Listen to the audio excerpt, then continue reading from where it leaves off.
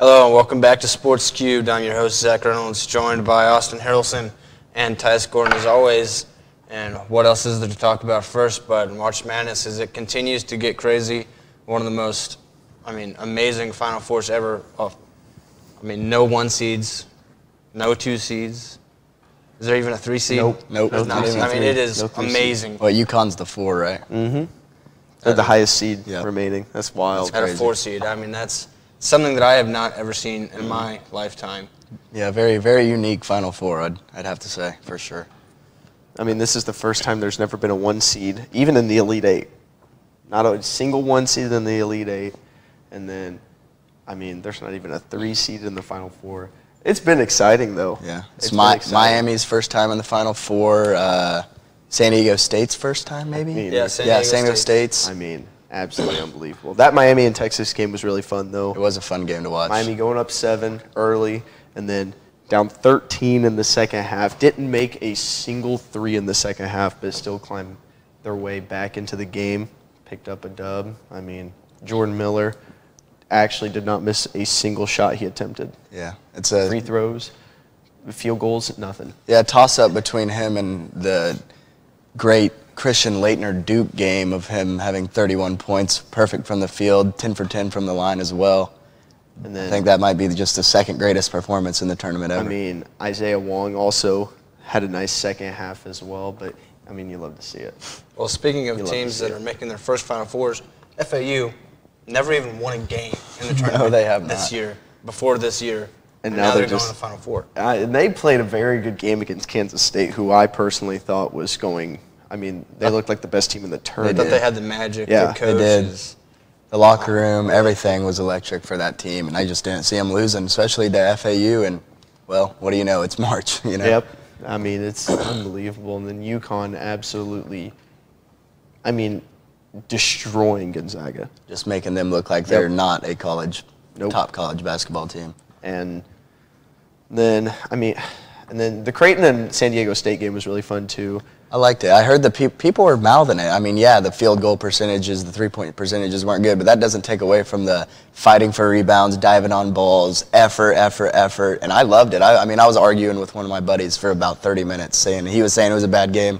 I loved the whole game. And San Diego State's just had such a good defense all year. It's a defensive game. And it's just a great game. I think San Diego State deserves to be in the Final Four. I do. That's who I'm rooting for. I know. We all know who you're rooting for, but I'm rooting for San Diego State. Maybe that's because their head coach has literally helped recruit the Fab Five growing up, watching that 30 for 30 all the time with him in it. Oh, yeah. But, they have been just great. And I like old school basketball. I like the defensive mindset like that. And so it'll be fun to see what they do. Obviously, I think UConn's the favorite. I think UConn is still the best team in the tournament. Right now, I don't really think it's FAU, though. They've got the magic. And Miami as well. Miami is not that talented of a team, but they just put together good possessions, and that's all that really matters. That's all that matters. You do not have to be the best team. FAU's proven it. Yeah. They're a 9 seed, and then I think every other team still alive has proved you do not have to be the best team in the tournament, talent-wise, to go the distance. No, that's the gist of playoffs in any sport. You get hot at the right time, and let the magic run. Just like the Phillies last year, World Series. The Phillies were not. We don't talk about that. Yeah, no one really expected them to do anything. He's right, though. They didn't, and it's. we don't like the Cardinals' outcome, but the pitching came together for them at the perfect time, and they just took advantage of all their opportunities. Right. So, it's going to be, a fun Final Four. And even though UConn is clearly probably the favorite, these teams are all close. It's not like you can just say, all right, we know who's going to win at this point. Yeah. Well, that's what everyone was saying about Texas Texas is the best team remaining. They're probably going to go to the Final Four, and they're probably going to win it. And we saw what happened yesterday, so I don't know. I'm obviously rooting for the U, but it's going to be a tough matchup against UConn because UConn is so good in the paint. And, Miami just doesn't have that interior defense to where I think that they will be able to stop it. Right. But going back to their first-round matchup, which I'm not ashamed to admit I had them losing in the first round on an upset to Drake, but that was a really close game, and a big part of it was Drake's big man, Brody. I mean, he was eating down low, and they kept it close. So that was kind of troublesome for Miami there. They were able to hang on to the win. Now take that upscale to UConn's level. It's going to be a tough matchup for them. And which Miami did a really good job against Trace Jackson Davis as well for Indiana. They basically eliminated everyone else on the court, and then there's Trace Jackson Davis, who, I mean, he's obviously going to have a good game. It's Indiana. They eliminate everybody else on the court except Trace Jackson Davis. But I think Miami's going to have to. I mean, we usually, they're a very man-to-man heavy team. I could see a zone coming out of Miami, but we'll just have to see. So Austin's rooting for Miami. I'm rooting for San Diego State. Who are you rooting for? I guess I'm going to go with FAU. I'm going to go away from you guys. Obviously, I love Miami. I love the coach. I love what they got going on in Miami. It's a beautiful basketball, what they're doing. And I like your pick, San Diego State. I mean, they're one of the best defensive teams in the tournament. They've proven that over and over again.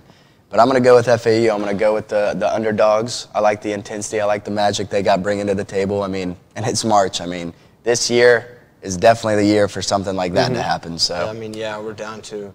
No, I don't think either three of us are wrong in our picks. You know what I mean? Like I have to admit, at this point. I am almost kind of petty in my hate of FAU. I'm hating on them a little bit just because I had Memphis doing exactly what they did and running to the Final Four from that spot. Yep. Instead, it was FAU. So I'm a little upset about that. But, I mean, you can't deny the magic of what they've been able to do this year. Yeah, I mean, and they went up against a Kansas State team that kind of had that same energy. They come into this season, they're supposed to be awful. They come out, they start off this season on a 13-game win streak. They're finally ranked. They're a top 3 seed in the tourney. And then, I mean, the fans just loved them. I mean, from their locker room to just the way that they play out there, I mean, it's hard not to like them. And then FAU, no one had FAU, okay? Absolutely no one. Everyone thought it was Memphis. The way they had played to end the season, they were playing really well. It was Memphis that was going to make that run at that spot. And then, like you said, FAU has never won a game in the tournament. They come out and they're in the Final Four. Right. It's March. It's going to continue to be fun all the way to the end. If you join us on Sports Cube next week, we'll have the results of that and talk over the Final Four. But also at the end of March, as we're getting towards the end, you know what comes up this week? Best time of the year. MLB opening day. Cardinals, I know, start Thursday. Bruce. He's a Brewers fan. They're going to be second. It's okay. But hey, we got the better pitching staff, but that's it. That's all I got. Until Corbin Burns gets traded. Yeah, okay. I still think the Brewers would have a better pitching staff. Yeah, you're probably right. But as we look forward to the MLB season, not just focusing on our favorite teams necessarily, but just on the league as a whole, this is going to be an interesting year. A lot of free agency was wild. Carlos Correa was on 3 different teams. Back I don't know to what the he was Twins. doing. Oh, that's funny stuff. Twins are a team to watch out for me. I think they could be a sleeper pick if they build on.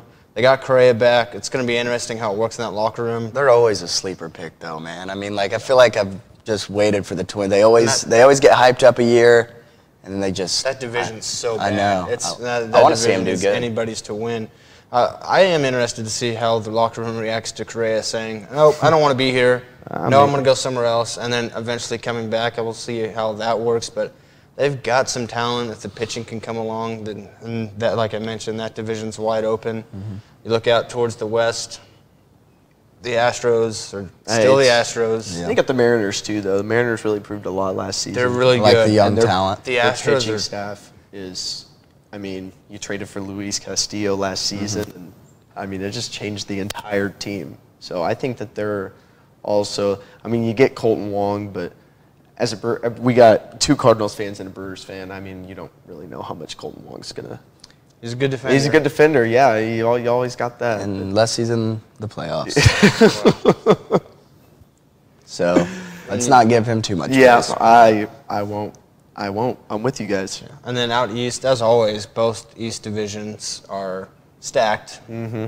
I mean, in the NL side, it's just as stacked as last year. Phillies, Mets, Braves, all are going to make a run. It's going to be tight to the end in that division race. On the other side, Yankees, Red Sox aren't so good this year. But the Yankees and Rays are pretty much.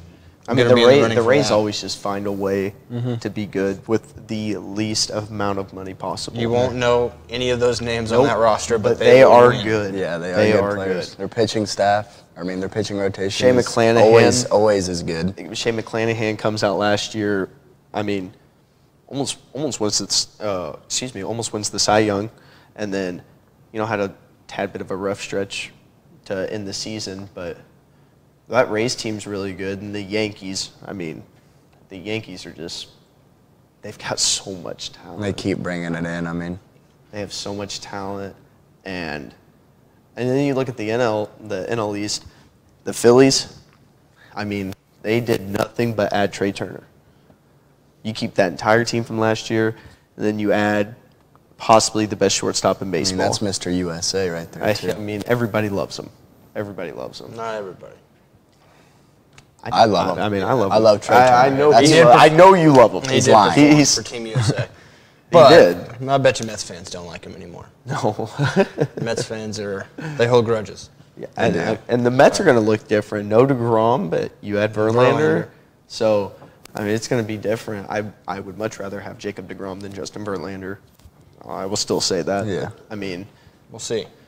Health matters. And then DeGrom on the Rangers. I think the Rangers will look a little bit better this season. Maybe Marcus Semien will not forget how to hit a baseball at the beginning of the season. I still think that they made the wrong coaching decisions. I think Bruce Bochy and Mike Maddox are the baseball is just passed them by the way it's ran. And that organization, I don't know. Now, I could be wrong, but I think that that's going to do more to hurt the organization than it will to help it. But a ton of talent nonetheless. Yeah, I know a ton of talent. And Corey Seager, he's still a top 10 shortstop in baseball. And like you said, Marcus Semien's still a top 10 second baseman in baseball, arguably top 5. But he just had such an awful start to last season. And he did really pick it up. If you just look at his stats, you wouldn't have expected him to have such a slow start to the season. But I'm expecting the Rangers to be semi-competitive. You add DeGrom on any team in the MLB, he's going to win you games. You're going to have more wins. It's just the health factor. Right. That's all that matters. But if you're able to sign probably a top 3 talented pitcher to ever step on a mound, if you're able to add that, you just have to do it. Yeah, absolutely. That's so many more wins. And he's gonna have he obviously, the Mets didn't want him. He didn't want to go back to the Mets. So Texas is an interesting spot, though. I didn't really think he'd end up with the Rangers, but he did, and so we'll just have to see how that goes for the Rangers. Well, as we get closer and closer to baseball season, opening day coming up this week, March Madness continuing. As we say every week, a great time to be a sports fan, and keep joining us here on Sports Cube where we break it all down. As next week there will be a lot to talk about. We'll be past opening day, get to talk about the start of the MLB season, and wrap up on Final Four discussion. So join us next week here on Sports Cube. Thanks for watching. Beautiful.